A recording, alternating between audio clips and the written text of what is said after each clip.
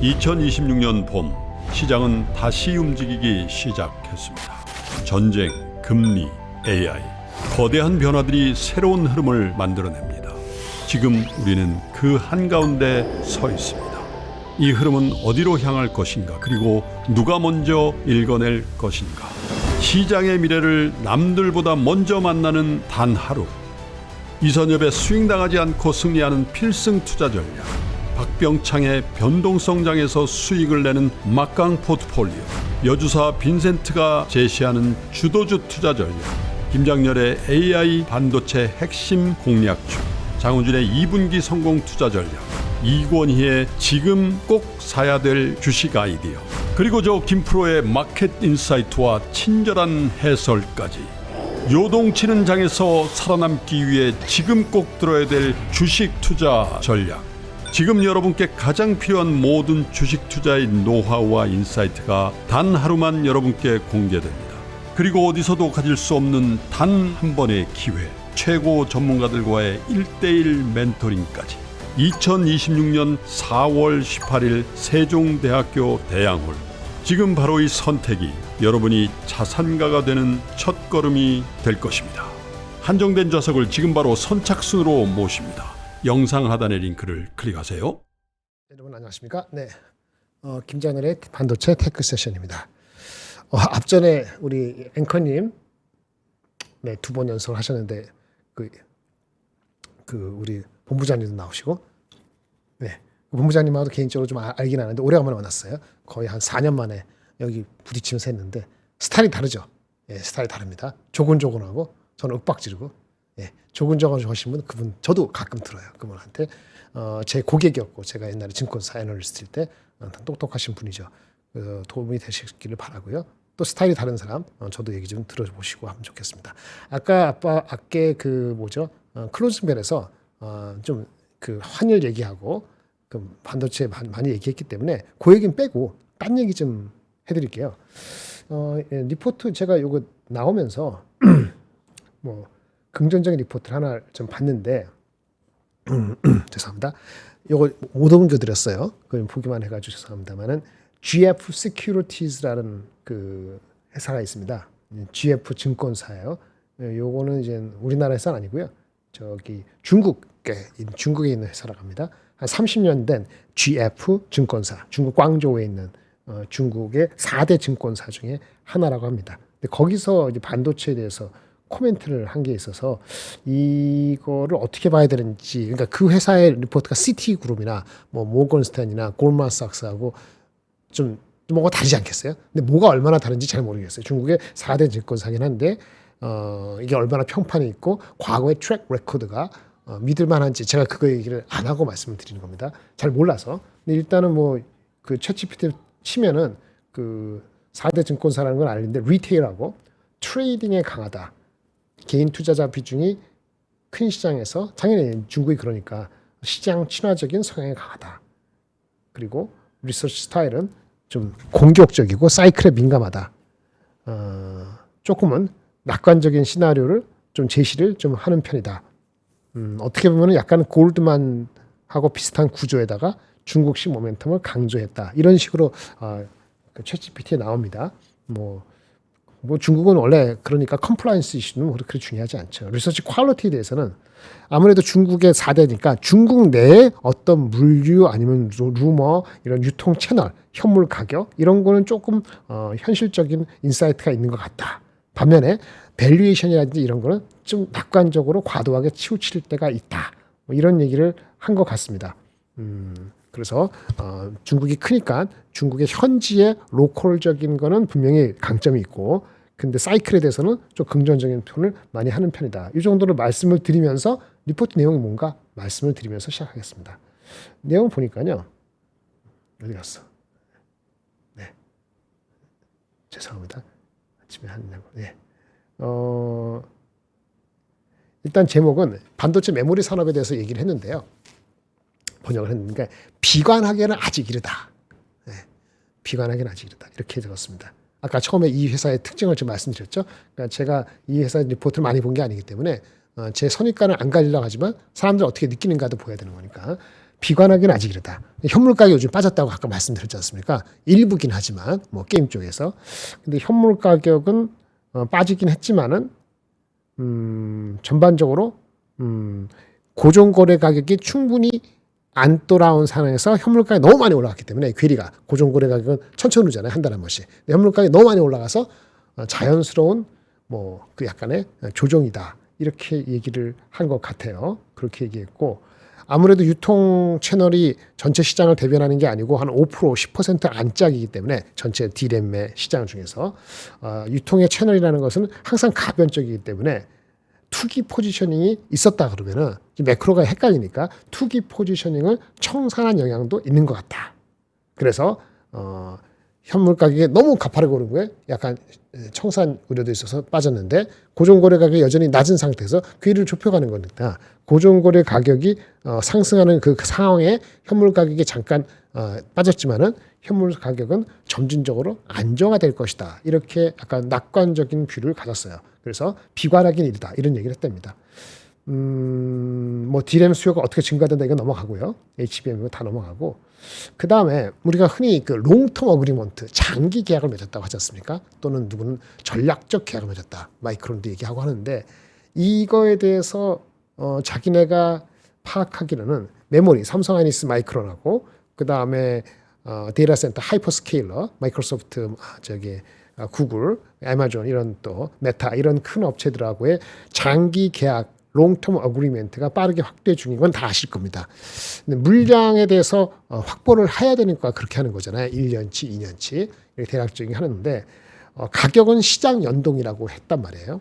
가격의 시장 연동이라는 건 가격이 만약에 혹시라도 나중에 올라가지 못하고 빠지면 어떻게 되냐 이런 얘기하는 건데 여기서 파악하기로는 뭐 그런 얘기가 나왔는데 여기는 강력히 찝었어요.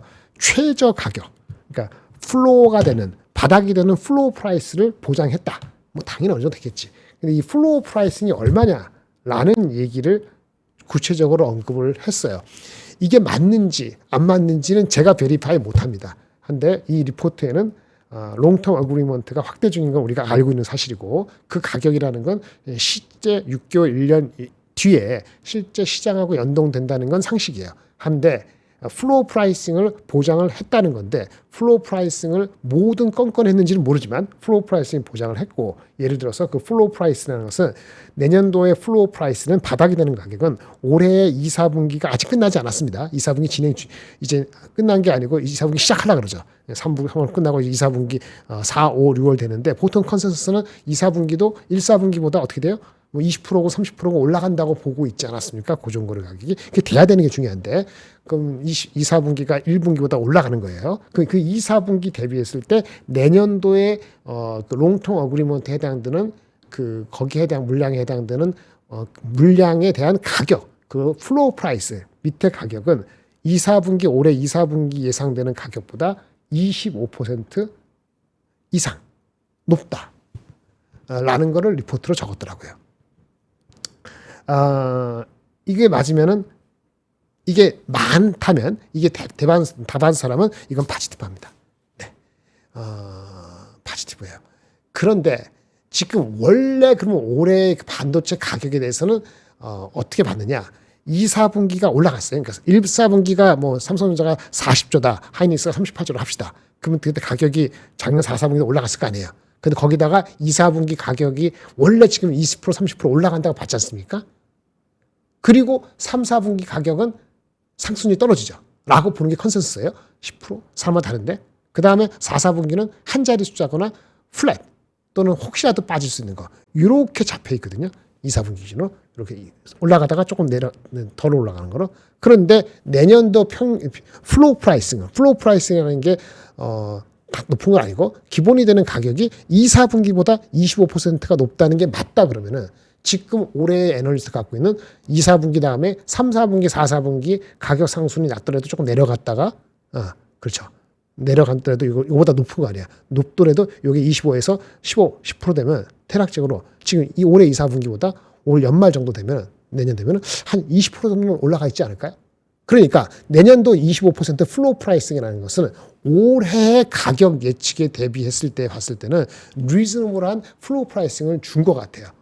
파지티브하게 준 것 같긴 한데 어쨌든 파지티브하다는 것이 내년도 삼성전자가 올해 200조 이상인데 내년도 누구는 외국계는 올해 250조, 내년에 350조 했잖아요. 올해 250조 대비 내년도 350조가 나올 정도의 가격 상승률이 25%는 아닐 겁니다. 더 높아야 될 거예요. 그런데 아마 국내 애널리스트가 잡고 있는 그보다 낮은 숫자, 그러니까 올해 200 얼마, 220조, 210조 그거 대비해서 내년에 한 20-30% 올라간다고 보고 있거든요.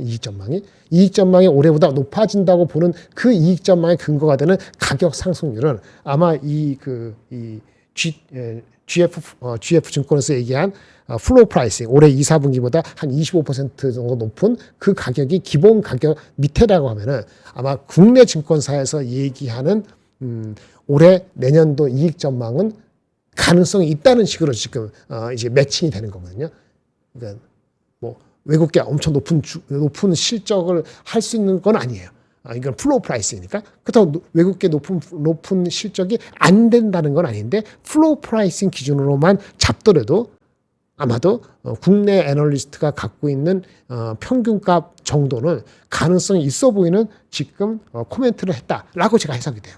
이건 집에 가서 제가 좀 가격을 해야 되는데 2분기 실적이 아직 1분기도 안 나왔으니까 2분기가 1분기보다 20% 넘어간다고 하고 3분기, 4분기가 가격이 내려가는 게 아니고 2분기 대비했을 때 10% 5% 올라간다 하면은 그 누적된 게 있으니까 내년도 평균 가격이 올해보다 25% 정도가 플로우 프라이싱을 하면은 그러면 이익 전망이 올해 200조 원, 210조 원 곱하기 물량이 갑자기 줄지 않으면 그러면 한 20% 정도 성장할 수 있다고 볼 수 있는 거죠. 그런 거를 연결시킬 수 있는 그 증권사의 예측인지 그 조사인지가 나온 겁니다. 다시 한번 27년도 플로우 프라이싱은 이 증권사는 올해 2, 4분기 가격의 25% 플러스 그렇게 조사된 건지 그렇게 예측한 건지 그게 나왔어요.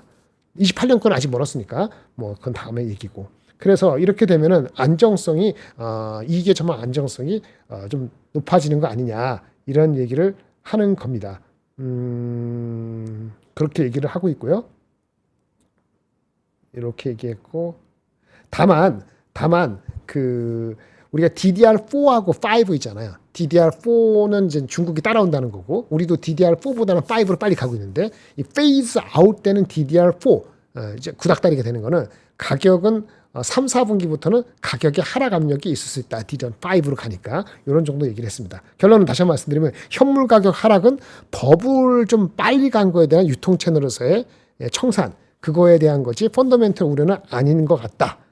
그 다음에 롱텀 어그리먼트는 확산이 빨라지고 있고 가격이 플로우 프라이싱을 줬기 때문에 안정성을 확보한 것 같다.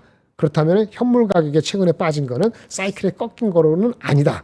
과열을 해소한 것뿐이다. 라는 얘기를 했다고 합니다. 참조하시기 바랍니다. 좀 길었네요. 그리고 이제 또 긍정적인 걸 좀 한번 드릴게요. 우리가 그 아까 퀀트 그 터보 퀀트 그 이슈가 된 거는 단기적으로 분명히 시장에 영향을 주는 겁니다. 왜 압축이라는 단어는 뭔가 확 줄인다는 개념이 오잖아요. 당연히 매크로가 결합되니까 나쁜 건데 사실은요 이게 압축을 한다는 개념이 여러분 딴 데서 보셨겠지만 우리가 X축, Y축, X3 메타, Y축 5메타 그렇게 하고 어느 점을 찍는 그런 것이 보통 이제 직교표로 하라는데 이게 극표로 하면은 극좌표로 하면 무슨 얘기냐? 각도 여기서 각도 45도 그 다음에 각도 위에 있는 거리 이렇게 바꿔서 예측을 하면 대략적인 각도 같이 의미가 있는 거는 좀 해주고 그 다음에 의미가 적은 거리는 대충 저장해서 흐릿하게 방향만 설정해도 비스무리한 게 다 같은 데이터로 비스무리한 데이터죠. 예를 들어서 어떤가 우리가 단어를 기억할 때 행복하다, 즐겁다 이런 거는 같은 각도 내에 거리의 차이를 둬가지고 같은 뭉탱이로 저장하는 거예요.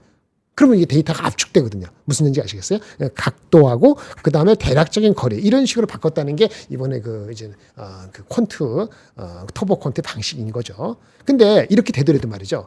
어떻게 되는 거죠? 메모리가 준다고 HBM이 적게 쓴다고 맞죠? 그런데요, 그거 된다고 D램하고 HBM하고 이렇게 메모리 있는데 그간에 왔다 갔다 하는 통신은 여전히 유효하거든요. 그러니까 네트워킹 장비 같은 거는 사실은 관계가 없어요. 실질적으로. D램의 숫자가 8개가 아니고 3개면은 네트워킹이 잘 되냐? 그럼 그렇게 얘기하면 D램이 엄청나게 많이 혹사당하면서 더 많이 쓰일 수밖에 없기 때문에 압축했다는 건 D램의 그 용량을 적게 하면서 코스트를 줄이는 거지 D램을 활용하는 게 주는 건 아니거든요. 궁극적으로 그게 그것이 기본적으로 전체적인 수요가 높아지는 거기 때문에 그럼 네트워킹 장비는 그대로 유효하다고 봐야 되는 건데 요즘 분위기는 매크로한테 빠졌다 이렇게 말씀을 드리겠어요. 이건 반복되는 거 넘어가고요. 어쨌든 간에 지금 메모리의 병목을 해소하기 위해서 압축한 건데 메모리 병목이 해소되면은 그 다음에 뭐가 문제인지 아세요? GPU 성능의 병목을 다시 따라갑니다. GPU가 메모리가 충분하게 빨리빨리 오지 않아서 GPU가 기다렸는데 메모리가 압축하면서도 성능이 되면은 GPU가 여유가 생겨서 GPU 자체의 성능을 더 빨리 해야 되는 그런 리퀘스트가 커지는 거고요. 그 다음에 GPU 간에 통신하는 거는 더욱이 메모리 병목이 없어지기 때문에 더 많이 통신을 해야 되는 그런 게 되기 때문에 그쪽에서의 병목이 새롭게 튀어나와요. 그래서 논문에서 얘기한 것처럼 압축해서 메모리 감소가 오케이. 실제 그렇게 되더라도 전체적인 AI 시스템이 트루풋이 확 올라가 있지는 사실은 인터커넥트 GPU 통신하고 GPU가 자체의 문제가 돼요. 그러니까 GPU하고 이 통신 쪽에서는 계속적으로 하이엔드 퍼포먼스를 요구될 수 있기 때문에 이 정신없는 게 해결되고 나면은 그러면 다시 GPU하고 이 통신 쪽에 그 집중이 많이 될 가능성이 있어요. 그렇게 되고 나서 AI가 전체적인 병목이 완전히 해결되는 거기 때문에 그렇게 본다라고 말씀을 드리겠어요. 그 다음에 뭐 많은 것도 있는데 나중에 제가 이제 강의가 되면은 이런 얘기 할 텐데 여러분 딴 데서 보실만 하긴 해요. 압축을 하더라도 압축한 데이터를 나중에 끄집어내서 다시 봐야 되거든요. 그걸 활용해야 되잖아요. 그러니까 압축을 하더라도 다음에 다시 복원할 때 비용 시간이 들어요. 그 압축했다가 복원할 때 오버헤드가 들기 때문에 실질적으로 GPU 효율이 생각만큼 빨리빨리 안 오를 수도 있어요. 그러니까 우리가 헤드라인 뉴스처럼 모든 것이 이렇게 올라간다 이렇게 볼 수는 없는 겁니다. 어쨌든 4월 27일인가 23일 날 학회 ICL인가 거기를 지켜봐야 돼요. 이 정도 하고 넘어갑시다. 이만 넘어가고 넘어가고요. 비슷한 겁니다. 이거 올려놓을 테니까 보세요. 이거 올려주세요. 제가 여기 보내드리고 갈 테니까. 네. 핵심은 그렇고요. 넘어가고. 그리고 만약에 진짜 시장이 좋아지고 제본스로가 되려면 이렇게 해야 돼요. 지금 최근에 사실 요거 나오기 전에 제가 좀 찝찝한 게 있었거든요. 뭐냐면은 우리 오픈 AI가 소라를 포기했어요. 그거 보셨죠? 오픈 AI 소라 포기다. 요거 지난주 초반인가 지지난주에 나오는 건데 오픈 AI가 소라가 나온 지 2년 됐는데 자원이 없다는 거예요. 그 비디오 이렇게 영상하고 하는데 거기에 GPU가 뭐건 이 데이터 센터를 충분히 갖추지 못하는 거죠. 소라를 포기했어요. 그래서 저는 그러면 안 좋은 거잖아요. 오픈 AI 입장에서. 오픈 AI가 안 좋으면 오픈 AI가 추진하려는 그 데이터 센터의 그 메모리가 빨리 안 클 수도 있다는 생각을 갖게 되지 않습니까?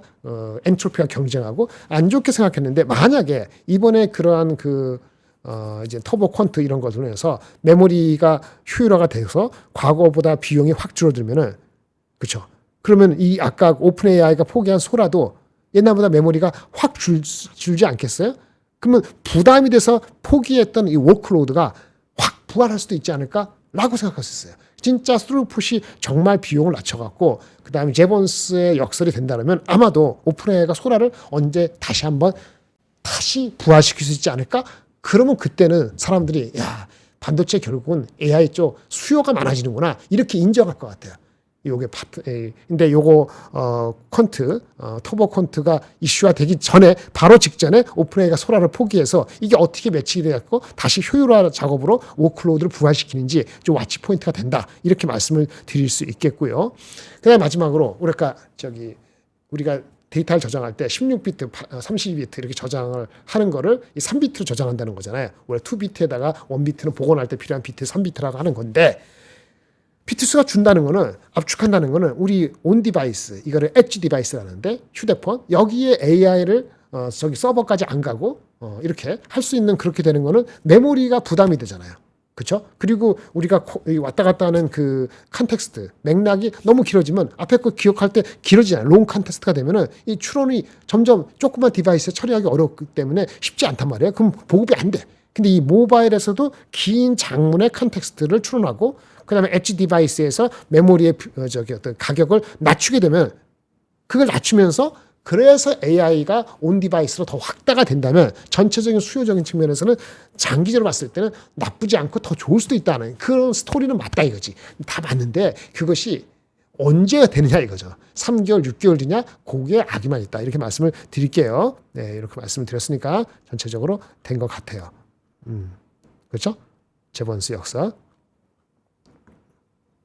그리고 제가 자꾸 이제 네거티브하게 얘기했던 거는 모든 것이 사전에 사람들이 충분히 인식했으면 주가는 반영을 안 해요. 근데 사전에 충분히 인식을 안 했기 때문에 작년 4월 달에 논문 내가지고 이게 올해 이맘때 1년 뒤에 이게 일파만파를 일으키지 않을지 모르지만은 구글 입장에서는 이렇게 한 거 아니에요. 그러면 대중의 투자 심리가 유치되는 건 맞아요. 그 자체는 뉴스가 발표될 때 어쩔 수 없다는 거죠. 그래서 메모리 축소하는 기술 자체는 어느 정도 효과는 있을 것이다. 하지만 범용적으로 구글 이외의 업체들까지 완벽하게 그걸 금방 채택할지는 코드를 소스를 코드를 이제 오픈한 4월 말에나 알 수 있다.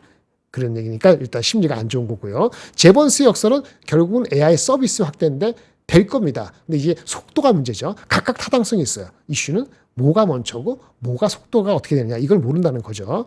그래서 이런 그 뭔가 어떤 부품이 됐던 뭐가 됐던 간에 가격이 많이 오르면요 항상 작용과 반작용이 있는 겁니다. 과거에도요, 이 18년도에도 우리 서버 시즌 해가지고 난리가 날 때 반도체 좋았을 때 이게 가다가 나중에 내려가는데 이것 때문에만 갖고 내려간 거 아닌데 이것도 촉발을 시켰어요. 그때 그 당시는 디램을 효율화를 근본적으로 디램을 적게 쓰는 것보다는 파생적으로 디램이 적게 쓰게끔 되는 상황이 발생했어요. 그때도 구글이 역할을 했죠.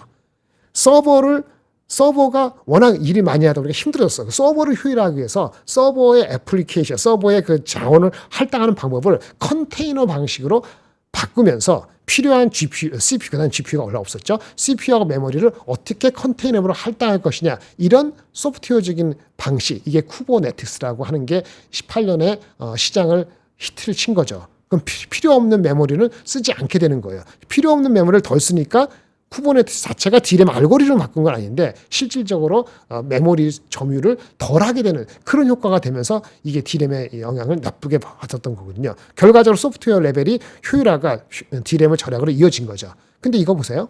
구글이 이거를 18년에 확 했거든요. 근데 구글 말고 딴 데도 했는데 구글이 주도했어요. 근데 그거 실제는 이런 걸 한다는 오픈 소스는 4년 전부터 알려졌어요. 알려지는 게 여러분 알려진 게 아니고 그 업계에 있는 사람들. 그럼 주식하는 사람들 14년부터 15년, 16년 주가 올라가는데 이거 가지고 난리 보겠을까요? 아니에요. 그게 이제 의미가 있게 나왔을 때 주가가 빠진 거예요. 지금도 약간 비슷하지 않습니까? 다만 이때는 서버가 무슨 그 제번스의 로 이런 식의 개념이 아니었어요. 서버의 활용만 높여드는 거지 그 B2B고 B2C 갈 것도 없고 우리 같이 AI의 혁명이 아니었기 때문에 제번스의 로라는 개념이 이때는 얘기가 안 됐어요. 근데 지금은 제번스의 액션이라는 게 역설이라는 게 가능성이 충분히 있는 거. 시간이 문제지. 그게 있기 때문에 쿠버네티스처럼 무너지기만 하고 반도체가 뭐 효율만 돼가지고 적게 쓰고 그다음에 유시지가 적게 되고 유시지는 늘어나지 않고 이렇지는 않을 거라 보는 거죠. 그래서 그때보다는 희망이 있는 거죠. 하지만 이렇게 반도체가 올라가고 반대로 효율화가 올라가면은 효율화가 발생하면은 이게 뭐지? 하고 하면은 주가는 한 6개월 빠집니다. 근데 빠지고 안 올라올 수도 있어요. 지금은 그렇지는 않을 거라 보는데 일단 영향을 받은 거다 이렇게 보면 되고요. 뭐 그 정도가 이제 보는 것이 되겠습니다. 그리고 아까 뭐라 했어요? 제가 DDR4 가격이 3期부터는 약간 안정 판단했잖아요. DDR5로 가니까. 그런데 말이죠. 좀 웃긴 게 있어요. 어디서 가져온 건데 DDR4는 구닥다리예요. 중국이 해요. 중국이 하죠. 한국은 DDR5가 하니까 잘 안 해요. 그런데 지금 당장에 그 솔리드 스테이트, 그 SSD 요거 만드는 그 회사들은 누가 있어요? 샌디스크 대표적이죠. 일본의 키옥시아 있죠. 또 누가 있어요? 그 하이닉스 자회사 솔리다임이라고 있어요. 인텔한테 산 거. 그 회사들이 다 낸드 기반으로 SSD 만드는 회사인데 이게 아세요? 그 SSD 할 때 SSD를 액세스할 때 있잖아요. SSD는 그 저장 메모리로서 이게 전원을 끄더라도 메모리를 기억하고 있는 게 SSD고 D램은 전원을 끄면은 사라지는 거잖아요. 근데 SSD 내에도 안에도 붙어서 D램이 또 필요해요. DRAM이 또 필요해. 왜? SSD 그 안에 어디에 뭐가 있는지 애드레스하고 그 스케줄링하고 그런 거를 알려주는 그 메모리가 다시 SSD 안에 DRAM이 필요하다고. 이거는 근데 많이 필요하지 않죠. 그런데 업체들이 안 만드니까 DDR4를 적게 만드니까 샌디스카, 키옥시하고 솔리다임이 대만의 작은 회사, 나냐라는 회사한테 야, 우리 LP, 로우 파워 DDR4를 확보하기 위해서 지분 투자를 합니다. 지분 투자인지 모르지만 1조 3천억, 6천억. 웃기죠. 그러니까 지금의 메모리라는 것도 이렇게 정신 없는 거예요. 실질적인 수요는 DDR4도 부족하고 DDR5도 부족하고 다 부족해.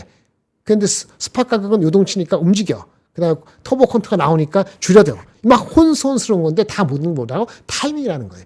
그런 얘기를 알고 있는 대중이 많은 상태하고 모르는 상태하고는 주가는 일주일이건 며칠이건 한 달이건 영향을 받는다. 그래서 이게 그렇게 너무 신경 쓰면 트레이딩이 되는 거고 매크로가 괜찮고 악유가 없을 때는 그런 거 무시하고 가는 거고 지금은 안 그런 거고 그렇게 이해하시면 돼요. 그 다른 리포트 잠깐 말씀드릴게요. 아무리 펀더멘털이 좋아도요. 주가가 많이 올라갔을 때는 한번 맞을 수도 있습니다. 근데 이런 게 있어요. CMTX 갑자기 엉뚱하게 얘기해서 미안해요. CMTX 제가 이제 말씀 한번 드렸기 때문에 오늘 많이 빠졌죠. 네, 그 많이 가다가 누가 여쭤본 것 같은데 첫째, 저 이거 추천하는 거 아니고 다시 한번 저희 회사랑 관계 없습니다. 이게 리포트가 어저께 나온 것 같아요. 어저께인가 그저께 나오는데 제가 바빠서 말씀 못 드렸잖아요. TP가 20만 원 나왔어요. 근데 여기만 나온 게 아니고 딴 데도 20만 원 나왔어요. 20만 원 나왔는데 제가 이런 얘기 별로 좋아하지 않아요. 강력 매수 추천인데. 강력 매수 추천. 주가가 많이 올랐는데 거기다 대고 강력 매수 추천할 때는 그러니까 something new가 있어야 돼. 근데 리포트에는 제가 아는 거에서 something new는 없었어요. something new는 없었어요. 그러니까 아는 내용을 썼던 거예요. 20년, 28년 파츠가 업황 제대로 탄다. 성장 포텐셜 뭐 새로운 거 없었거든요. 그러면 주가는 매크로가 헷갈리면 한번 맞을 수 있어요. 그런데 이걸 팔 것이냐. 펀더멘털이 나쁜 게 있다는 게 아니고 새로운 게 없는데 리포트는 한번 강조했다 이런 얘기예요. 근데 이게 타이밍이 경험이 많지 않아서 그럴 수도 있고 이렇게 보는데 펀더멘털이 문제가 생겼다고 하면은 오늘 빠진 게 아니고 다음에 내일 장이 반등해더라도 반등이 세지 않거나 흐물흐물 이상하게 될 수 있어요. 오늘 말씀드리는 게 아닙니다. 뭐 어떻게 하느냐. 곱하기 0.6, 60%를 벗어나잖아요. 그러면 손절매예요. 손절매가 아니면 그 전에 먹은 거가 30% 있는데 23%가 됐어. 그 일단 파시는 게 맞아요. 라고 개인적으로 느낍니다. 개인적인 거예요. 제가 많이 봤던 거. 너 투자 안 해봤잖아. 투자 안 해봤지. 근데 메모리 반도체는 모의로 많이 해봤죠. 안 믿지 말고 60% 깨지면 일단 내가 모르는 거나 그게 있을 수 있다. 60% 깨지는 거 봐야 돼요. 네. 목표 주가가 대충 비슷하면 애널리스트가 대충 다 20만 원 비슷하게 했거든요. 컨센서스는 20만 원이에요. 근데 펀더멘털이 있으면 기다리면은 한 80% 선까지 엔드를 잡고 한번 기다려 보는 거예요. 펀더멘털 나쁜 뉴스 나올 때까지. 근데 그 전에 다른 주가는 반등하는데 얘가 60%를 밑돌아서 잘 가던 게 하면은 문제가 있는 거죠. 네. 저는 그 얘기를 드리는 게 아니고 그렇게 되면은 기술적인 대응을 하는 거고 이렇게 올라갔을 때 리포트를 딱 보고 진짜 새로운 게 별로 없다. 그러면은 그때는 사는 게 아니에요. 이게 왜 어떻게 하느냐면 제가 오늘 바빠서 했는데 CMT에서 나왔으면 그 전에 나온 리포트 있을 거 아니에요. 그 전에 리포트하고 비교해 보면 알아요. 비교 잠깐 보면 알아요. 10분 보면은 실적하고 뭐 이렇게 봤을 때 내용이 특별한 없으면 세 번째, 네 번째 나온 리포트 비슷한 거 나오면은 그때는 꼭지까지는 아니더라도 그냥 가만히 있으면 되는 거예요. 장도 불안한데 오늘 같은 날 어저께 같은 샀으면은 찌그리 박살 나는 거죠. 펀더멘털 문제가 안 생기게 이렇게 봐줄 수 있는 거예요. 이 내용은 좋습니다. 근데 제가 아는 내용 다 똑같은 거예요. 이게 뭐냐면 그 반도체 식각 필요 없는 거 잘라내고 증착하고 여기에 들어가는 실리콘 카바이드 SiC 파츠 부품이란 얘기인데 얘네들이 공정을 전환할 때 장비 업체를 통해서 가는 게 아니고 장비 업체 빼고 바로 다이렉트로 가거든요. 이건 애프터 마켓이라 해서 수요가 좋을 때 그렇게 교체 수요가 많이 날 때 이게 되는 거예요. 그래서 지금 교체 수요가 많아질 때 애프터 마켓 수요 얘네가 된다는 거 그쪽에 파지티브하다는 거 알고 있는데 그게 새로운 게 아니라는 거지. 그러니까 설명 리포트는 핵심은 그런 게 아니고 다만 이거는 있어요. 얘네들이 TSMC의 품질 기준을 충족하고 있는 것 같다라는 그런 얘기가 나온 게 있어요. 왜냐하면은 이게 그 공정도 앞단 공정이 있고 미드 공정이 있고 뒤에 공정이 있는데 앞단 공정은 좀 이렇게 핵심적인 수율을 결정하는 그런 영역인데 기존에는 이게 OEM이 독점했거든요. 얘는 OEM이 아닙니다. 애프터마켓이 들어가는데 얘네 품질이 올라가서 이 OEM이 독점하던 시장을 좀 들어갈 수 있겠다 이게 보는 거예요. 그래서 진입했다라고 보는 거죠. 물량까지는 안 나오더라도 그런 측면에서는 파지티브예요. 그래서 이 애널리스트가 20만 원 가능성이 있다라고 강력히 얘기한 것 같습니다. 뒤에서 자회사하고 내지와 이거는 새로운 건 아니고요. 그래서 목표 주가가 어떻게 나온 거냐면 올해 뭐 40% 성장하고 OPM 33%. 이거 뭐 아주 새로운 건 아닌데 목표 주가예요. PER 25배. 매크로가 좋을 때는 25배 궁극적으로 갈 수 있을지 모르지. 근데 항상 제가 뭐라 그랬죠? 삼성전자가 지금 7배, 6배 되고 있는데 다른 주식도 멀티플 내려갑니다. 그러니까 이렇게 되면은 뭐 항상 애널이 80% 하면은 20배 정도 주면 일단 그쪽에 보고 가는 것이 좋다. OEM을 들어간다는 건 파지티브. 그래서 기다리면 될 수 있으니까 저점 0.6 곱한 거 목표 주가 0.2, 0.6 곱한 거 이하로 의미 있게 내려가서 못 올라오지 않는 한 갖고 계신 분이 이 뉴스 때문에 주가가 빠졌다고 너무 실망할 필요 없다. 많이 올라가서 그런 거다. 이렇게 얘기합니다. 하나솔루션은 뭐 시기가 지났으니까 넘어가고요. PSK도 리포트가 나왔으니까 PSK도 비슷한 얘기예요. 여기 리포트가 나온 게 보면은 짧게 목표 주가를 7만 원, 10만 원 좀 늦게 올렸어요. 근데 여기도 그렇죠. 올해 한 45%, 23% 아까 비슷하잖아요. 장비인데 26배 조금 많이 준 거 같죠? 지금 분위기에서는 뭐 그렇게 보시면 되고 제가 이거 적어놨어요. 하이닉 삼성전자 얘기할 때도 내년도 2분기, 1분기 이익률이 피크라 그러면은 주가는 그보다 2개월 또는 사람이 똑같이 생각하면 6개월 전에는 피크아웃 할 수 있다. 그럼 그게 맞다면 올해 연말부터는 반도체 주가가 그전에 얼마나 오던 간에 내려갈 수 있다라는 얘기를 말씀을 드렸던 거고요. 같은 개념에서 반도체 소부장도 대장주, 큰 주식들은 그걸 적용할 수 있어요. 생각할 수 있어요. 얘네가 실적이 좋고 내년에 23% 성장 좋은데 45% 이상 성장하는데 PER을 27배 줄지 20배 줄지 그게 있어. 그다음에 이렇게 피크아웃 되는 거 봤을 때는 얘네들도 OP를 봐야 돼요. OP, 영업이익 규모, 영업이익률 하도 단가 곱하면 영업이익률이 내려가고 영업이익은 그 다음 분기 내려가죠. 영업이익률이 내려가는 건 3Q, 영업이익이 내려가는 건 4Q. 그럼 주가는 언제다? 네, 3개월. 뭐 장이 좋으면 1, 2개월까지 전에까지, 장이 안 좋을 것 같으면 한 3개월 이상 그 전에 움직입니다. 안 좋게 움직일 수 있어요. 그걸 감안했을 때 목표 밸류를 28배를 쳐가지고 10만 원까지 보는 게 맞는 것인지 아니면 그거보다 애누리 있게 봐야 되는 게 맞는 것인지 그걸 잰다는 얘기예요. 일단 단기적으로 가격이 이격도가 됐기 때문에 지금 가격 레벨에서의 어떤 접근을 제가 뭐라고 얘기하는 건 제 개인적으로는 TP 대비 안전 마진을 유지하면서 가야 된다. 갖고 계시는 분이 유지하는 거하고 새롭게 들어가고 다르다. 이런 말씀을 드리는 겁니다. 그 다음에 다른 할게요. 오늘 어떻게 된지 모르겠는데 산일전기 오늘 어떻게 됐죠? 장 빠지니까 빠졌나요? 이게 사실 그저께 나온 건데 어저께 나왔나? 리포트를 보여드리려 했는데 산일전기 좀 빠지긴 했네요. 어쩔 수 없죠. 5%, 6%. 이렇게 돼. 예. 올라가지도 못했네. 사실은 10월 올라가고 계속 내려갔어요. 이렇게. 근데 리포트가 눈에 보여서 말씀을 드리겠습니다. 31일, 예, 볼까요? 여기. 오케이. 일단은 저는 이래요. 신규 커버는 일단 봐둬요. 그날 못 보더라도. 신규 커버가 부정적으로 쓰는 사람 별로 없기 때문에 보통 긍정적이긴 하죠. 그걸 보는데 신규 커버는 봐요. 어떤 느낌이 있는가. 전방 산업이 바뀐다. 여기 보니까 얘네들이 산일전기는 뭐가 하냐면은 이게 이런 게 있거든요. 여기 보시면 여기 보면은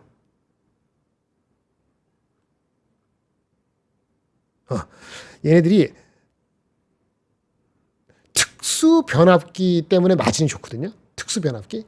근데 데이터 센터용으로 다이렉트리 공급하는 거는 많지 않았던 것 같아요. 근데 이게 다이렉트리 데이터 센터 업체들한테 공급하는 것을 어텐션한 것 같아요.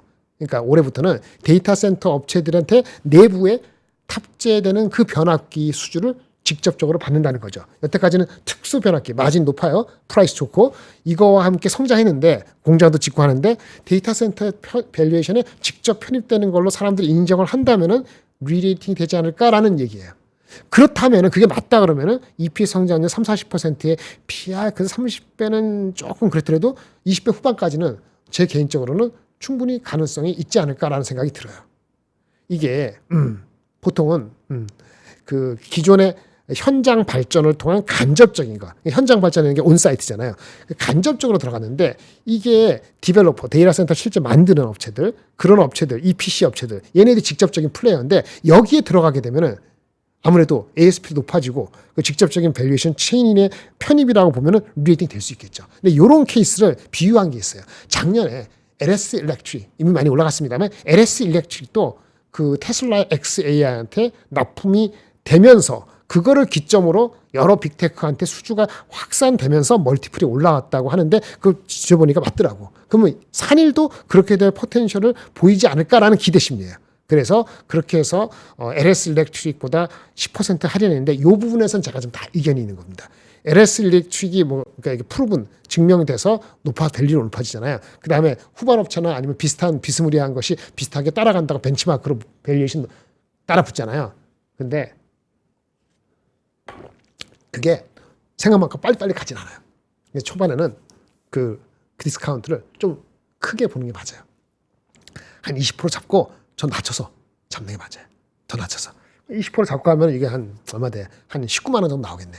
그렇죠? 예. 19만 원 정도. 그럼 일단은 거기까지만 보고 해요. 거기까지 보고 하면은 이게 주가가 빠졌을 때 들어가야 되는 거죠. 19만 원 해서 정도 일단 보고 하면은 엊그저께 16만 8천 원이니까 좀 풀백 하기를 기대하는 것이 맞았죠.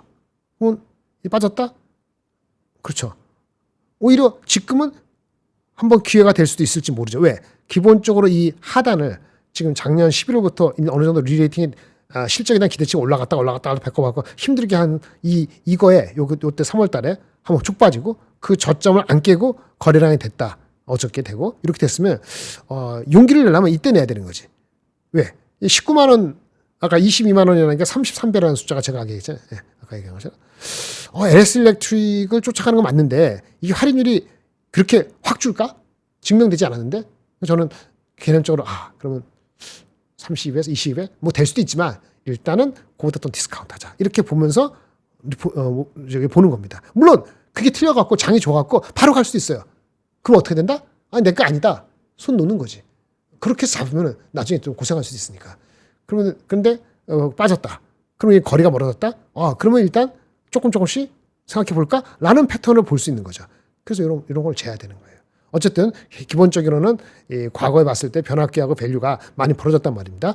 산일전기 계속 놀았잖아요. 다른 거는 이렇게 올라가고. 그러니까 아까 그런 쪽에 그 데이터 센터 들어가면 이 괴리가 옛날에 이렇게 괴리가 크지 않았단 말이에요. 괴리가 벌어진 걸 좁힐 수 있지 않을까. 초과 변압기로 이렇게 볼 수 있고 나머지 리포트들은 자세히 보십시오. 보시면 되고 LS 일렉트릭하고 상황하게 SK징크로 나온 건데 잘 적었어요. 예, 여기 아까 말한 것처럼 기존에는 인버터, 신재생 유틸리티 이게 특수 변압기죠. 근데 이제는 EPC 실제 데이터 센터를 만드는 EPC 데이터 센터 디벨로퍼 여기에 바로 공급하게 되면은 마진 좋아진다. 이런 그림을 잘 그렸어요. 그리고 특수 변압기 어쩌고저쩌고 봐도 잘 모르겠지만 이렇게 제가 모른다 여러분 모른다는 게 아니고 그런 거 하시니까 보시고 이렇게 보시면 될 것 같아요. 이 정도까지가 제가 한 거고 마지막으로 이거는 희망컨대 이제 제가 틀리기를 바라면서 마지막으로 하나 준비된 걸 보여드리겠습니다.